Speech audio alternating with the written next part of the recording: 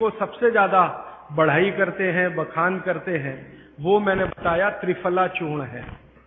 तो भागवत जी एक सूत्र लिखकर चले गए, वो ये कहते हैं कि हर व्यक्ति अपनी चिकित्सा स्वयं कर सकता है। और इस बात को उन्होंने कहा कि 85% चिकित्सा बहुत आसान है, जो कोई भी व्यक्ति स्वयं कर सकता है। 15% चिकित्सा थोड़ी मुश्किल है, जिसमें आपको विशेषज्ञ की मदद की जरूरत पड़ती है। तो मैंने सोचा क्यों ना ये 85% चिकित्सा जो आसान है वो लोगों तक पहुंचाई जाए। भागवत जी कहते हैं कि वातनाशक, पित्तनाशक और कफनाशक ऐसी चीजें दुनिया में एक साथ मिले हैं, बहुत रेयर, बहुत रेयर। वो कहते हैं कि बहुत चीजें दुनिया में हैं, कोई वात का नाश करेगा, कोई पित्त का, कोई कफ का, लेकिन कोई ऐसी चीजें भी अपने रसोई में है जो तीनों को नाश कर सकते हैं। उनमें से नंबर 1 है आंवला। आंवला। फिर दूसरा है हरडे और तीसरा है बहेड़ा, और तीनों मिला के बनता है त्रिफला। ये जो त्रिफला है ना, भागवत जी इसकी इतनी बढ़ाई करते हैं, इतनी प्रशंसा उन्होंने लिखी है कि खाली त्रिफला पर ही उनके 120 से ज्यादा सूत्र हैं। 120 से ज्यादा अकेले त्रिफला पर। त्रिफला को इसके साथ खाओ, त्रिफला को उसके साथ खाओ, त्रिफला को ऐसे खाओ, त्रिफला को 120 से ज्यादा सूत्र है अकेले त्रिफला पर। और वो ये कहते हैं कि ये जो त्रिफला है, इसमें सबसे अच्छा फल आंवला, फिर बहेड़ा, फिर हरडे। ये सबसे दुनिया में अद्भुत चीज है। लेकिन इसकी मात्रा के बारे में उन्होंने जो कहा है वो ध्यान रखिए। ज्यादातर लोग त्रिफला इस्तेमाल करते हैं, करिए, बहुत अच्छा है, लेकिन मात्रा ध्यान रखिए। हम क्या करते हैं कि हर, बहेड़ा, आंवला तीनों बराबर मात्रा में मिला के त्रिफला बनाते हैं। वो कहते हैं कि ये उतना उपयोगी नहीं है, और हमने करके भी देखा। वो कहते हैं कि त्रिफला सबसे अच्छा होता है 1, 2, 3 के अनुपात में। पहला है हरडे 1 अनुपात, दूसरा है बहेड़ा 2 अनुपात, और तीसरा है आंवला 3 अनुपात। अब इसको मात्रा में कहूं, अगर त्रिफला बनाना है तो हरडे लेना 100 ग्राम, बहेड़ा लेना 200 ग्राम और आंवला लेना 300 ग्राम। तो ये 100, 200, 300 ग्राम की मात्रा में आप जो त्रिफला चूर्ण तैयार करेंगे, वो कहते हैं ये अद्भुत है, वात, पित्त, कफ तीनों का नाश करता है, तीनों का। अब वात, पित्त, कफ तीनों से आप अगर ग्रसित हैं तो आप त्रिफला जरूर लीजिए। कैसे लाएं? त्रिफला लेने के 2 नियम बताए उन्होंने, एक रात को और एक सवेरे।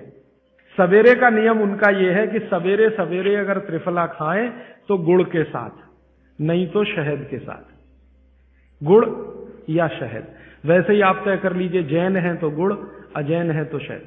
तो सवेरे का त्रिफला खाएं तो गुड़ या शहद के साथ, रात का त्रिफला खाएं तो दूध के साथ या गर्म पानी के साथ। त्रिफला तो एक ही है ना, सवेरे भी त्रिफला ही खा रहे हैं, रात को भी। लेकिन भागवत जी कहते हैं असर अलग अलग है दोनों के।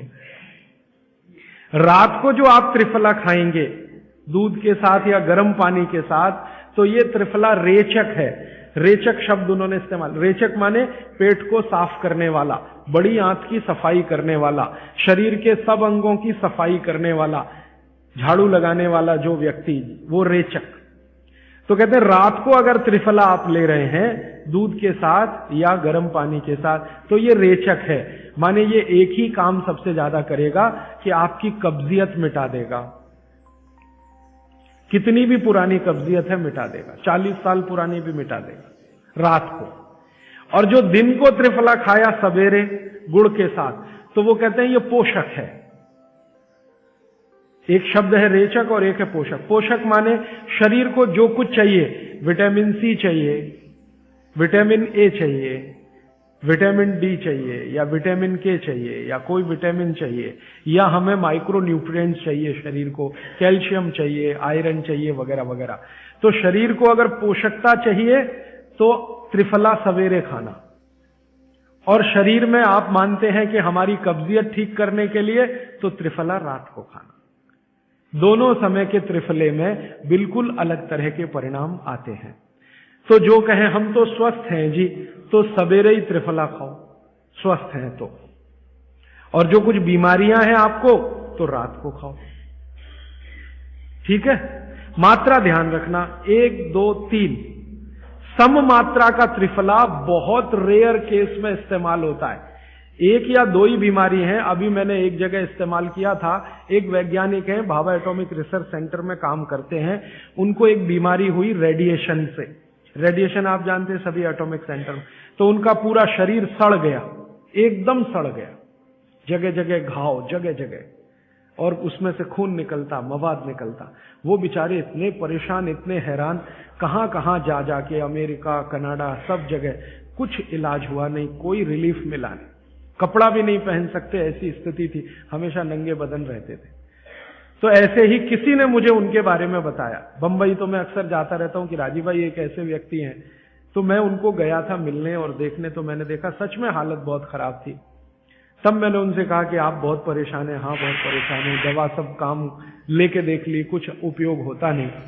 मैंने कहा मैं होम्योपैथी दूं? उन्होंने कहा होम्योपैथी मैं नहीं लेना चाहता। तो मैं पूछा चलो आप फिर एक काम करो, त्रिफला चूर्ण खाओ बस, और कुछ मत करो। तो उन्होंने त्रिफला चूर्ण शुरू किया। ये मैंने बताया 1, 2, 3 शुरू किया। 3-4 महीने में रिजल्ट बहुत थोड़ा आया, थोड़ा आया। फिर मैंने कहा मात्रा बदल के देखते हैं। फिर उनकी सम मात्रा की मैंने, बराबर जितनी मात्रा आंवला, बराबर उतनी मात्रा बहेड़ा, बराबर उतनी हरडे। अभी स्थिति यह है कि वो बिल्कुल ठीक है। 1-1.25 साल उनको हुआ त्रिफला खाते खाते, बिल्कुल ठीक है, और पहले से ज्यादा प्रफुल्लित है, पहले से ज्यादा एनर्जेटिक है। आप जानते हैं रेडिएशन का दुनिया में इलाज नहीं है। ये उदाहरण मैंने जानबूझ के दिया, ऐसे सैकड़ों उदाहरण है मेरे पास। रेडिएशन का दुनिया में इलाज नहीं है, लेकिन त्रिफला चूर्ण के पास उसका इलाज है। अगर यही त्रिफला चूर्ण अमेरिका में हुआ होता ना, यूरोप में हुआ होता, तो अब तक इस पर पेटेंट लेकर करोड़ों डॉलर कमाए होते उन्होंने। ये हमारे यहां प्रचंड मात्रा में है, हर घर में है, हर गांव में है, इसलिए हमें इसकी कीमत नहीं मालूम। मैं आपसे फिर कह रहा हूं, आपके सोचने का नजरिया बदल दीजिए। प्रकृति ने जो चीजें प्रचंड मात्रा में हमको दी हैं, वो उतनी ही कीमती हैं। वो प्रकृति की हमारे ऊपर कृपा है, जो हमारी जरूरत के हिसाब से दी है। आंवले का इतना उत्पादन इस देश में होता है, आप जानते हैं। बहेड़ा इतना मिलता है, हरडे इतना मिलता है, और लगभग फोकट की स्थिति में मिलता है। अब पता नहीं कौन कौन लोग उसी आंवले को 200-250 रुपए किलो च्यवनप्राश बना के बेच लेते। ये जो च्यवनप्राश है ना, ये त्रिफला चूर्ण से कई गुना नीचा है। च्यवनप्राश पे जितना खर्चा कर रहे हैं, उससे बहुत कम खर्चे में आप त्रिफला खाइए, च्यवनप्राश से भी ज्यादा असर है। तो मेरी आपको आज के लिए ये आखिरी सूत्र थी कि आप अपने जीवन में वात, पित्त, कफ तीनों को सम रखना चाहते तो आंवला, हरडे, बहेड़ा, हरडे, बहेड़ा, आंवला, इन तीनों का उपयोग करना सीख लीजिए। घर में हमेशा इसको डब्बे में बना के पाउडर के रूप में रख लीजिए। अब आप कहेंगे इन तीनों को एक साथ खाएं, आप अकेला आंवला भी खा सकते हैं। आंवला तीनों दोष दूर करता है, वात, पित्त, कफ। हरडे तीनों दोष दूर करता है, वात, पित्त, कफ। और बहेड़ा तीनों दोष दूर करता है, वात, पित्त, कफ। इसलिए भागवत जी कहते हैं सर्वोत्तम फल यही है, आंवला, हरडे, बहेड़ा। दूसरे फलों से कई गुने ज्यादा ताकतवर यही फल है, आंवला, हरडे, बहेड़ा। अब आपको आखिरी एक छोटी सी बात कह दूं कि आप में से किसी को भी ये तकलीफ है कि आपके शरीर में मेद बढ़ा हुआ है। मेद माने मांस बढ़ा हुआ है। बहुत लोग परेशान है, मोटापा। मेद माने कफ बढ़ा हुआ है, सीधी सी बात। तो आप त्रिफला खाइए। कब खाना है? आपको रात को नहीं खाना है, सवेरे खाना है। जिनको भी मांस बढ़ा है शरीर पर, मेद बढ़ा है, उनको अगर छाटना है, इसको कम करना है, तो त्रिफला सवेरे खाना, आंवला सवेरे खाना। आप त्रिफला नहीं खा सकते तो आंवले ही खा लीजिए।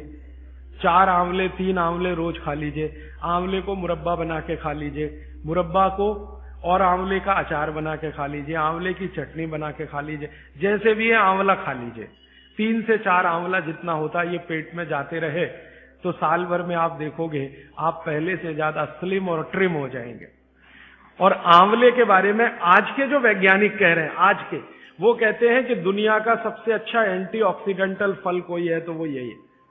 एंटीऑक्सीडेंट माने जो ऑक्सीडेशन की क्रिया को कम करे, और शरीर में हमेशा ऑक्सीडेशन चलता है। ऑक्सीडेशन में उम्र कम होती है, शरीर के हर अंग का क्षय होता है। तो अगर उम्र बढ़ानी है और अंगों का क्षय बचाना है तो आंवले से अच्छी कोई चीज नहीं। दैनिक जीवन में भोजन में इसको जरूर धारण करिए। भागवत जी कहते हैं कि जब त्रिफला खाएं, आंवले के बारे में तो वो कुछ नहीं कहते, वो कहते हैं साल भर खाओ, 2 साल खाओ, रोज खाओ, कोई दिक्कत नहीं। त्रिफला खाएं तो 3 महीने लगातार खाने के बाद थोड़े दिन छोड़ देना।